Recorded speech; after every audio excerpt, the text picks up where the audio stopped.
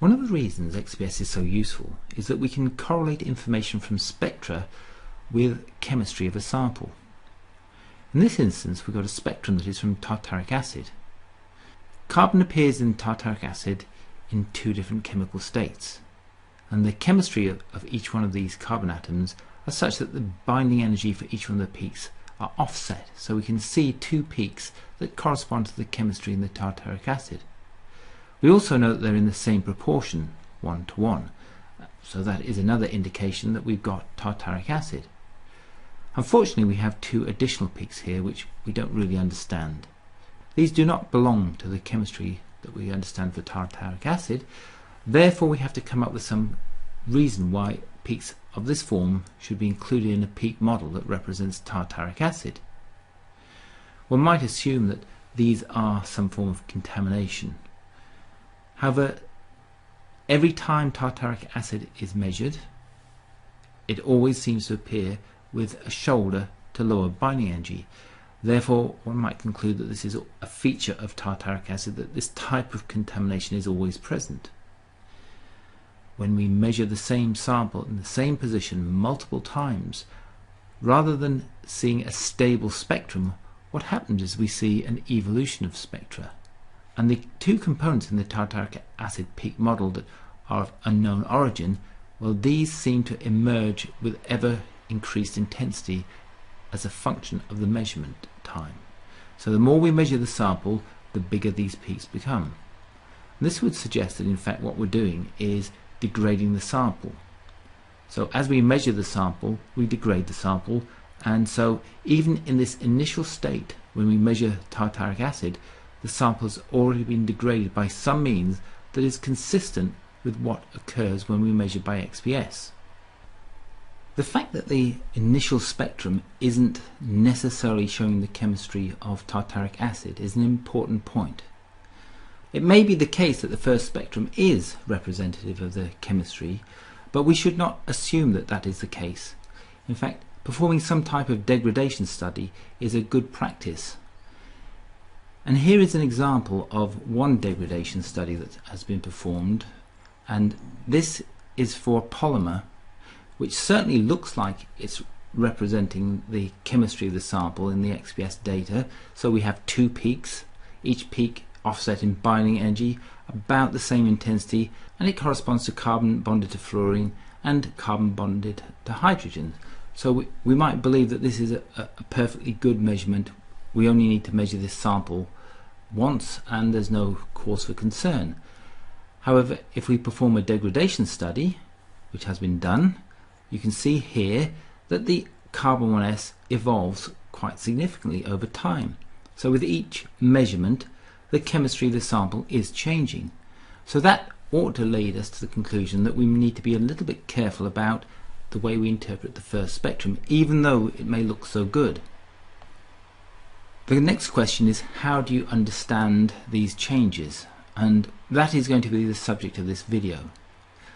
What I'm going to do in this video is partition signal within these PVdF data and show that I can identify three different phases of the material. The first one is the original polymer, and then two further phases that emerge as a consequence of these repeat measurements. And we can see how the polymer effectively has disappeared at a certain point in this measurement, and what's left is one of these two materials that are degradation products. More importantly, if we can identify spectral shapes that correspond to these different phases of the material, then what we can do is use these spectra to work out perhaps bell-shaped curves that would then feed back into a peak model that could be used to model the original spectrum. So we can see the PVdF signal, and where there's some form of degraded material, perhaps the peak models that we can derive from these give us a means of justifying using multiple peaks rather than just two components for the original polymer PVdF.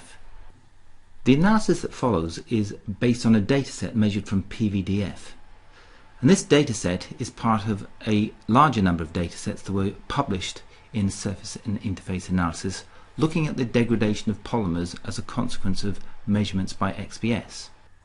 The datasets presented in this paper follow a similar theme, namely a pair of measurements, in this case carbon 1s, fluorine 1s, and these are repeatedly measured using identical acquisition conditions on the same spot of the sample. So in principle we ought to get the same spectrum each time we measure carbon 1s and fluorine 1s. However, when we observe, what actually happens is we see a range of peaks emerging from the original spectra. Let me just adjust the colours,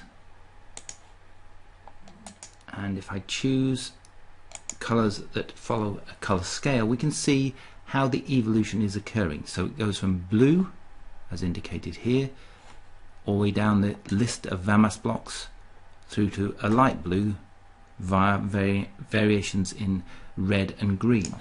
So this is indicating that the spectra are evolving from the initial state, and a peak grows at a lower binding energy state. This is not dissimilar from what we saw in the tartaric acid, and so this suggests that an evolution is occurring, and what we'd like to understand is what types of chemistry might be involved in the evolution of the original sample to what we see at the end of this particular experiment. In XPS, we'd like to think that shifts in data are associated with different chemical states. So on initial inspection we might think that there's a change in the fluorine peak, this is carbon bonded to fluorine, that is occurring as a consequence of these repeat measurements. However, if instead of simply looking at the carbon 1s we look at the fluorine 1s, we see a similar trend. So this is the fluorine peak that is also bonded to carbon, and we see a movement from higher binding energy to lower binding energy in the fluorine peak also. So this suggests to me that what we're observing is not necessarily all chemical. In fact, what I suspect is we've got charge compensation, and it is changing the potential of the surface as a function of each cycle. So in order to investigate that hypothesis, I will try and align these fluorine peaks as if they all should be at the same binding energy, and then see what happens to the carbon 1s spectra, how they relate to one another once I've shifted both the fluorine and the carbon in a unified way in terms of binding energy. The method that I'll use to calibrate these data in terms of a binding energy scale is via an option on the spectrum processing dialog window. On the calibration property page, meaning the energy calibration, and the option will be apply by row first region. Rows are based on the index for the experimental variable, so a carbon and a fluorine within the same row in the right hand side will be shifted by the value that's going to be calculated based on applying by row first region. And the region will correspond to a region that will be defined on each and every one of these spectra. And the idea of the region is that it calculates the maximum for this peak. And that provides the measured value. For every spectrum, a measured value will be calculated from the region, and then the true value that's specified will be applied to change the binding energy scale. And when I press this button, it will shift not just the fluorine, it will also shift the carbon. So the action of this button is based on the selection of these fluorine peaks, but the result is a change to the binding energy for every spectrum that has a fluorine peak selected that's in the same row. I'll now define a region for each one of these spectra, and this involves creating a region for the first spectrum that is in the first VAMAS block. Let's just indicate which one that is, this one here. So if I create a region, an interval is defined which specifies the energy over which I think a photoemission peak exists, and then I would like to create a curve that fits the data in a least square sense that will identify the peak maximum, and such a curve can be calculated as PR background type. That refers to polynomial regression, and this allows me to fit a polynomial to the data in a least square sense, and provided I adjust my limits and the degree of the polynomial so that it matches well with the data, then we ought to be able to define the peak maximum reasonably accurately. Currently the polynomial is of degree 13. It's got 14 coefficients, so I'm going to increase that to say 17. This means I've got a polynomial of degree 16, and when I press return we can see that the fit is slightly better than previously. We've got some sort of oscillations around the wings. This is typical of when attempting to fit a polynomial over equally spaced intervals in energy. But ultimately, if I adjust the limits of the region, then these oscillations that are not so important for calculating the peak maximum are reduced and the peak maximum is better defined. Let's see how well it's defined using the residual standard deviation. Now you can see that it's not particularly well defined. The fact that the residual is 1.9 is related to these oscillations either side here. So I'm going to move this in towards the peak, and ultimately I do get a polynomial of degree 16 that fits the data, that would be reasonably consistent with these types of data. Now the problem is, will this apply to all of these spectra equally as well? Well, that interval, while the peak moves within the interval, I suspect this will provide a suitable region for working out the peak maximum for each one of these data, and we can test that simply by propagating the region and seeing how well the fit occurs. So now I have a background type which is fitting a polynomial to each one of these, and in theory each one of these will have a good residual and a position for the peak. Now let's just implement the calculate maximum. So this button means that instead of using the data bins to work out the maximum, it will put a polynomial of degree 2 through the peak maximum and work out the best possible position for the peak in that sense. So that gives us a little bit more precision in calculating where the maximum actually is, and it applies to each and every one of these spectra. All of them appear to have a residual that is consistent with the noise that we're expecting in these data, so that appears to have worked. Let me overlay in the active tile all the spectra from the carbon 1s, and we can see that the carbon peak that corresponds to carbon bonded to fluorine is this higher binding energy peak, and that has the similar trend to that fluorine peak. So what happens if I apply, based on the selection, the adjustment to the fluorine peak by pressing the apply by row first region. So in the right hand side I've got all the fluorine peaks selected. I'm displaying the carbon 1s. When I press this button, it will apply the calculation to the selected VAMAS blocks, and then from that the carbon will be shifted as well as the fluorine. So we should see all of these fluorine peaks that are carbon bonded to fluorine align once I press this button. And that is what has happened. We can see that now carbon bonded to fluorine has aligned equally as well as the fluorine. So there is an indication that if we align the fluorine peaks, we do have a reasonable alignment in terms of the carbon 1s also. Each one of these spectra represents a set of data bins into which signal has been placed.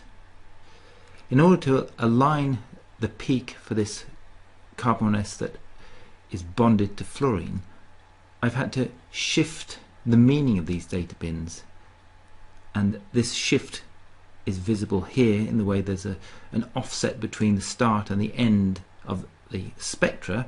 So this, each one of these points here along this angle here represents the first data bin within in each spectrum.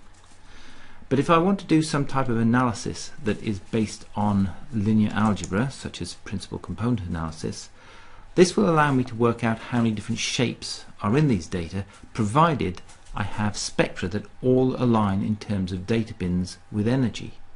So right now I do not have data bins aligning in terms of energy. I simply have a cosmetic adjustment that is indicated here for each spectrum that had to be made so that I could display these data with the fluorine bonded to carbon, the C1s data, all aligning. So in order to do a reassignment of signal to data bins so that each data bin has the same meaning for each spectrum, I will need to make some further adjustments to these data. If I select all of these spectra in the right hand side, the first step is to copy these data to a new experiment frame and preserve the offsets within the VAMAS information. So I do this by ticking the box that says process data only and pressing the OK button. So now I've got VAMAS blocks over here, all of which are still aligned. If I overlay the carbon, you can see the carbon is overlaid. If I view an overlay of the fluorine, these are also aligned. They still have this offset that we see here. So there's one further step that's required to reassign the data bins to energy, and that is on the calculator property page, and it applies to the selected VAMAS blocks, the button Rebin Selected VAMAS Blocks. What this does is it reassigns intensity to data bins based on the first VAMAS block in each column. So we take the meaning for the energy to data bin relationship from the first spectrum, and then we reassign signal so that all spectra have the same correlation of data bins, the first data bin, with the intensities that will align this carbon 1s bonded to fluorine. If I press this button, overlay the data, we now see the offset has gone away, the peaks still align. We now have data in a form that we can do some processing that involves principal component analysis or other linear analysis type techniques. The ultimate goal for data such as these is to create a peak model where we can correlate bell-shaped curves with chemical state and therefore provide some type of chemical interpretation of what we see in these data. When a peak model is created, we are guessing at the number of components, and we're guessing at the shapes, we're guessing at the full width half maxima, and we guess at the positions of components, and then we use optimization to attempt to fit such a peak model to the data. And only by checking the consistency of that peak model against different data with similar characteristics, similar chemistry, that the fit still works for all of the different shapes, then we feel more comfortable that the peak model might be representing the actual chemistry of the sample. The alternative to guessing at the number of components and the shapes, etc., is to try and create spectra from these data in a mathematical way, and in so doing provide input as to what these shapes, full width half maxima, and binding energies ought to be. So the process that I'm about to describe is not intended to replace peak fitting. It's simply a guide to helping the construction of a peak model that makes real sense for the sample in question or the experiment in question. The first question we might ask is what shapes are within these data? What do I mean by shapes? Well, PVdF produced two carbon 1s peaks, about equal intensity offset by virtue of the chemistry. Nevertheless, PVdF was producing one shape, that is to say, two component peaks.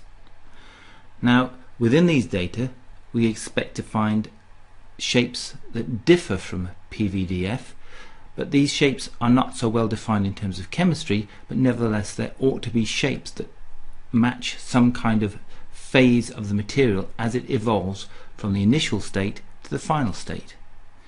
So what we're going to do now is use principal component analysis to try and identify how many shapes are significant to these data. To understand these data, we will try and find spectral shapes. That is to say, spectral shapes have peaks and aren't negative and have a background and generally look like spectra. So that's the target. However, to transform data such as these directly to three significant spectral shapes is not always that clear. So the first thing that we need to do is work out how many different spectral shapes we ought to be looking for.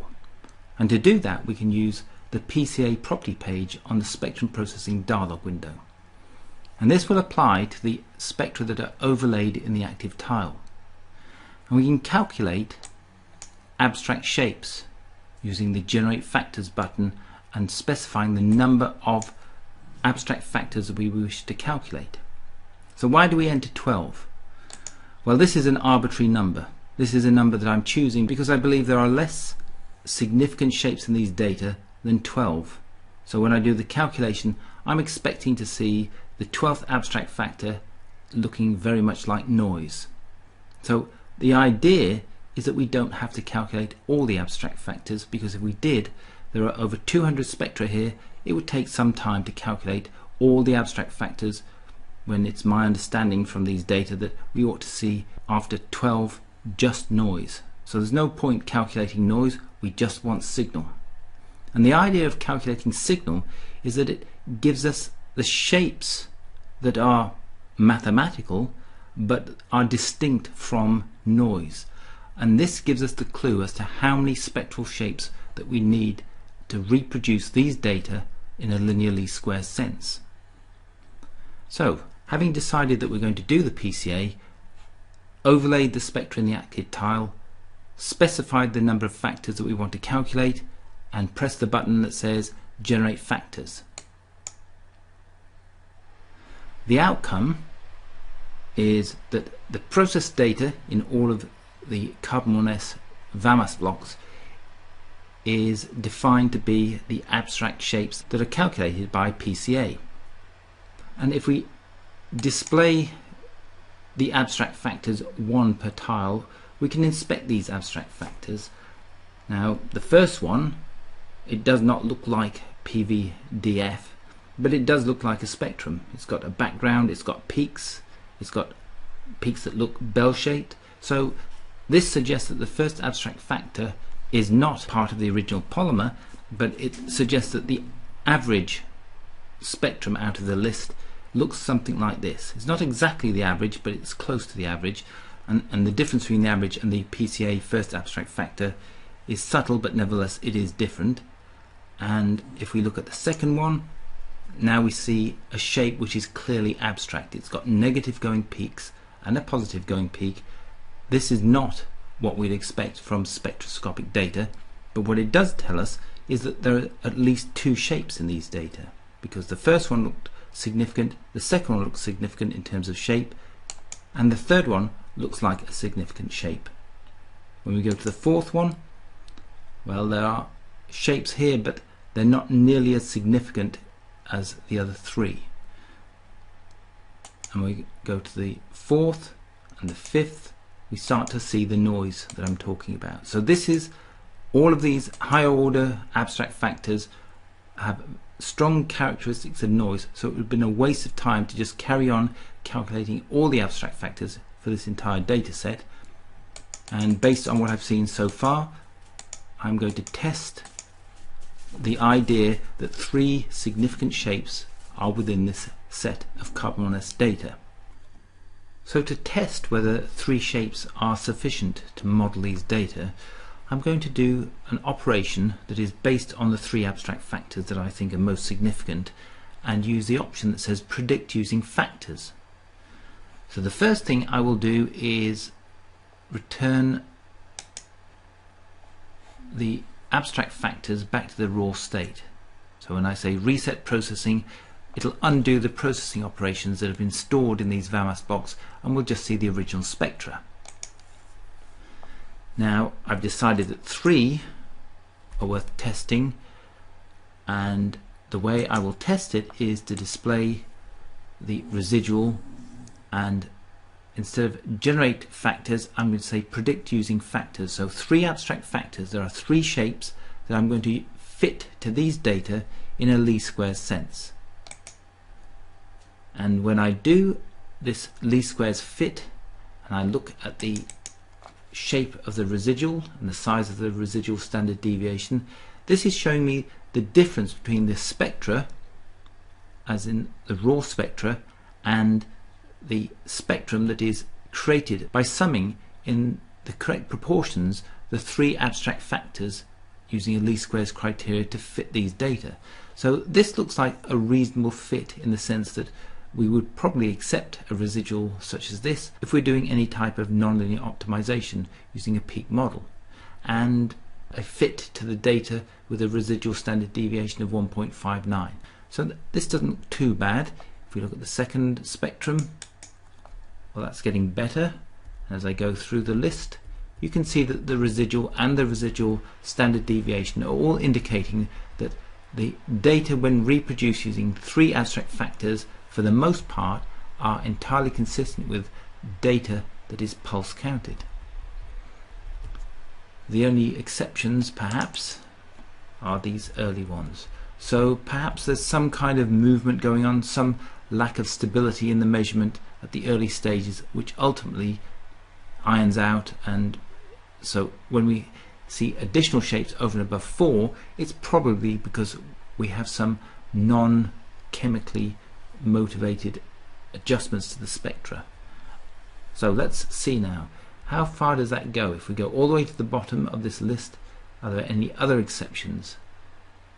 I think the answer is no. In fact, it's doing very much what you'd expect when we try to reproduce all of these data with three abstract factors.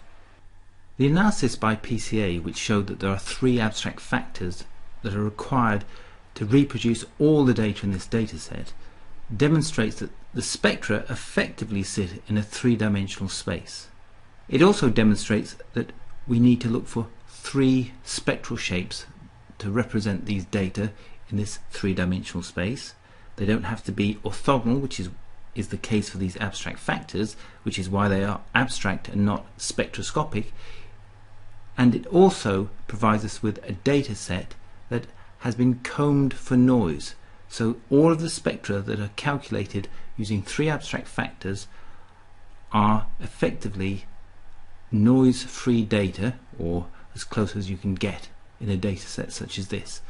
And that is important because what we will do next is perform operations on spectra that involve subtracting spectra, and that would amplify noise. If we simply use the raw data, when we subtract the spectra, we would amplify noise and we would not see as clearly the shapes within the data that we'll now see because of the PCA enhancement.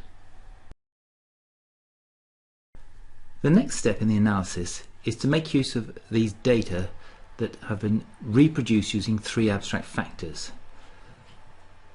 In order to work on these data, I'm going to take a copy of the processed data that is in these carbon 1s VAMAS blocks.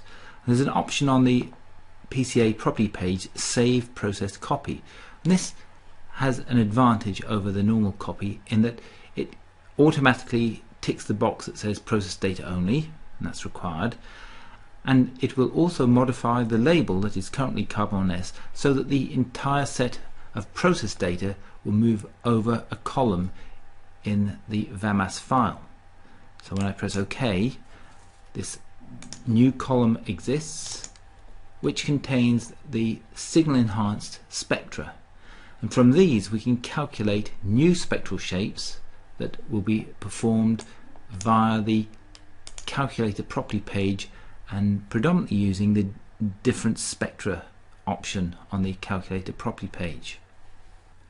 Now that we have signal enhanced data, the next step is to try and calculate spectral shapes that perform equally well to the three abstract factors when we try to use the three spectral shapes to reproduce the data. So the idea is that we replace the mathematical artifacts of abstract factors by something that gives us some insight into the chemistry of the sample as it evolves. The task is now to construct three spectral shapes that play the same role as the abstract factors. If there were two spectral shapes within this data set, so these carbon 1s evolved from one to another spectrum, then it would be a simple case of looking at different spectra and trying to identify meaningful shapes within a set of different spectra. Because there are three, it's not quite so easy. However, we do have some input from the data itself that will help us. That is to say, the very first spectrum. That this is of a form that is close to what we'd expect for the PVdF spectra. So that represents one shape that we can start with. Then if we go to the last spectrum in the list, well, this is the final measurement, and if we look at all of the related measurements that have gone before, then the spectral shape is pretty stable. So this represents a second shape that we might use as part of this construction step.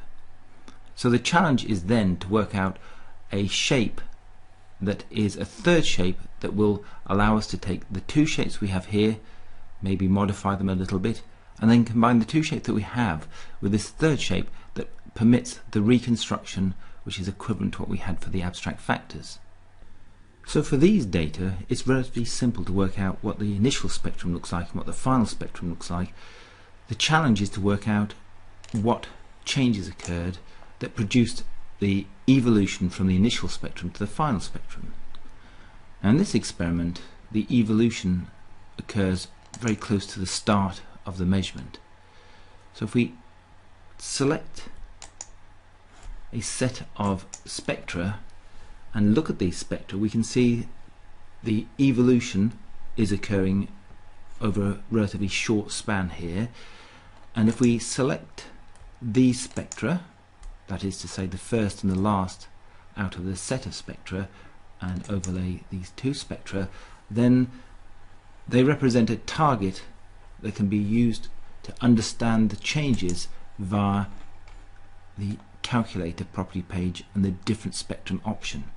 So displaying these two spectra in the active tile, so these represent the target for this different spectrum button. If I press the button, I will get a list of different spectra that represent changes that have occurred starting with the initial spectrum and the second spectrum in that original tile, and everywhere in between we end up with a different spectrum that represents an evolution from the first to the last. So we need to step through these and work out what looks plausible in terms of chemistry and spectroscopy. So starting at the top one, I'm using the arrow key and I'm stepping down looking for shapes in the data. You can see the y-axis is adjusting and there are subtle changes to the spectral shapes. So I'm now working through and arriving at a spectrum that is different from my first spectrum, has structure in it perhaps that I might want to modify later, but essentially it's looking more like the initial measurement of the PVdF. So let's use the option on the PCA property page and save a copy of that particular different spectrum. I've selected the different spectrum that I've selected. I've used the arrow key to move left, so I can now start moving down the list once again of different spectra and trying to identify the complementary shape that goes along with the shape that I've just selected. We start to see the negative going peaks. These are not really very meaningful, but eventually we do come across something that starts to look more like a spectrum that you would recognize in the data set. So that might be another spectral shape that I'd like to investigate. So I'm going to save this one. I've got two VAMAS blocks that represent different spectra that are of interest to me. So I'm going to save these into a new VAMAS file.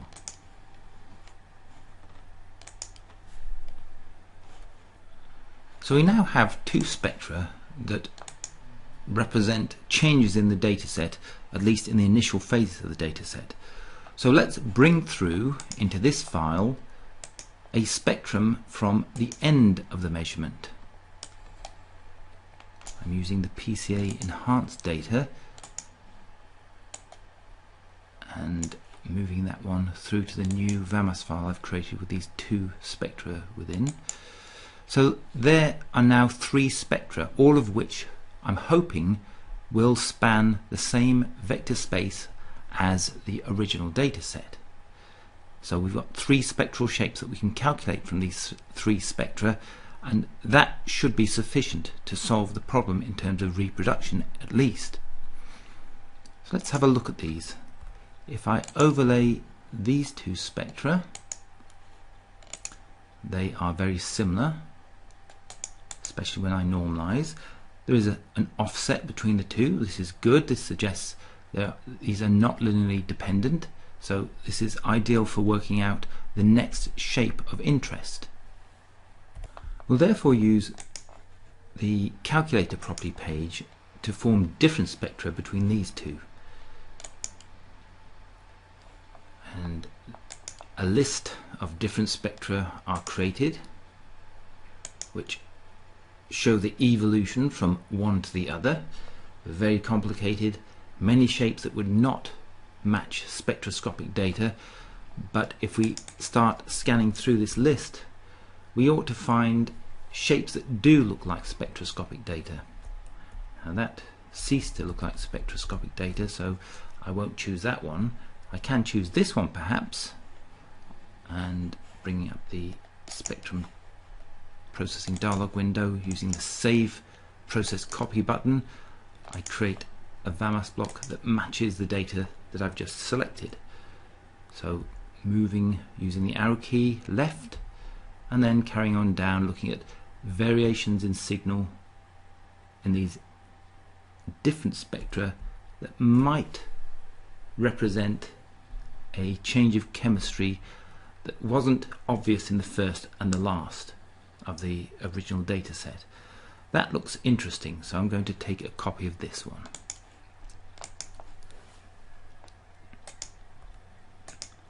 And if I take both of these through to my working VAMAS file, copying the 2 that I've just created from the difference set, I believe I've now got an example of 3 spectral shapes, and they're all significantly different. So this gives me reason to believe this might work as a solution, at least in terms of a mathematical solution, for fitting the original data based on 3 spectral shapes. So let's copy into a new VAMAS file the original data and the 3 data that I've just calculated. New VAMAS file, copy button, and OK. Here are my 3 first attempts at calculating spectral shapes that I would like to reproduce the original data.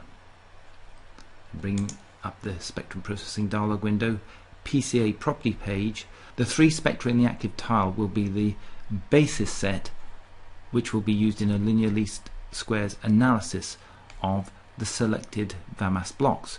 So I've got all the VAMAS blocks selected of the original data, the basis spectra displayed in the active tile, then I press the generate spectra button. This tells me that I'm going to perform a linear least squares analysis of 251 spectra. These are the selected spectra, using the 3 spectra overlaid in the active tile. Yes, this is what I want to do, so I will carry on. Turn off the residual and selecting a row, overlaying by row. I then have a set of spectra that are coloured according to, let me see, let's enable a colour scale. So there are 1, 2, 3, 4, 5 spectra matching the colours that we see indicated in the right hand side, and the data is fitted using these 3 spectra in a least squares sense. Not entirely perfect, but if we carry on moving down, we start to see the fit improve and the evolution in the component spectra are representative of the evolution in the data.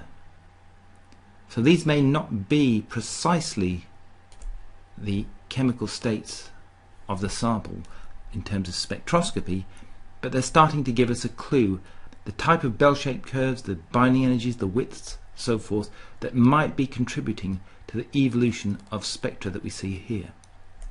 Now, apart from giving us an idea about how to fit data, this process also gives us some insight into how the sample actually evolved under the influence of measurement. And we can look at this by means of the quantification parameters dialog window and creating a custom report on the report spec that will trace the evolution of these different components in terms of area, for example. And this will be achieved by defining for each column a region that is useful in terms of quantification. So I'll just use a 2GAR background and then propagate to the other components within this profile. So these are all identical components that are adjusted in intensity based on the fit to the original data. So this will present a trace that represents how the PVdF is evolving with time. The other two components, let's see what they look like. More complicated perhaps, but similarly a 2GAR background and then propagation of that background to these other spectra that represent the components of another phase of the material throughout this profile. So the third one, let's just do these all at once. Create a background and adjust the limits, propagate,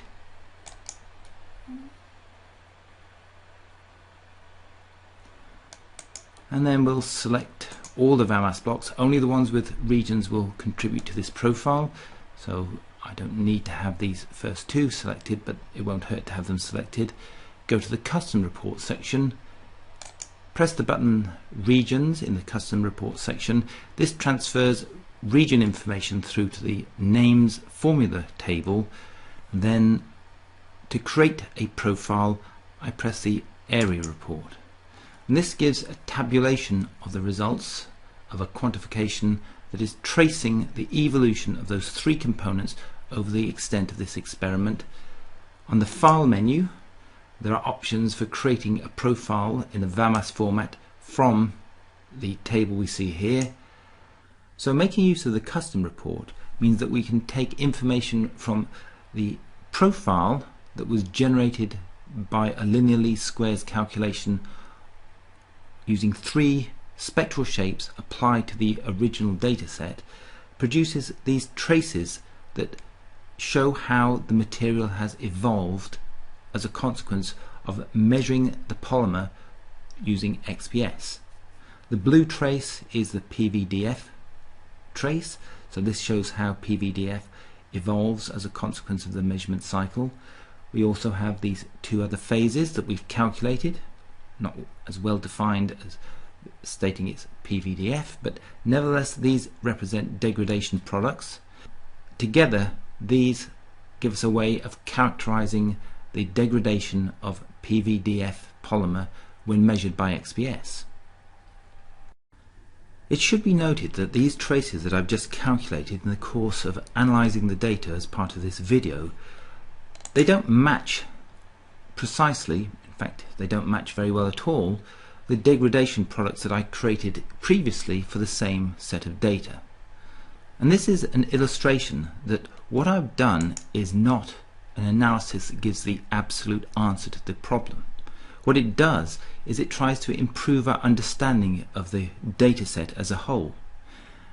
The fact that I've come up with two different answers suggests that I have not got a unique solution, therefore I would not expect that either are correct. But what it does say is that if I can analyze the data set and try different techniques and come up with a reproducible type of change, then maybe I have come up with something that is meaningful, but I certainly can't assume that simply because I've come up with a trend of this nature by one analysis of the data that I have the answer. This is a process of experimentation in terms of data analysis.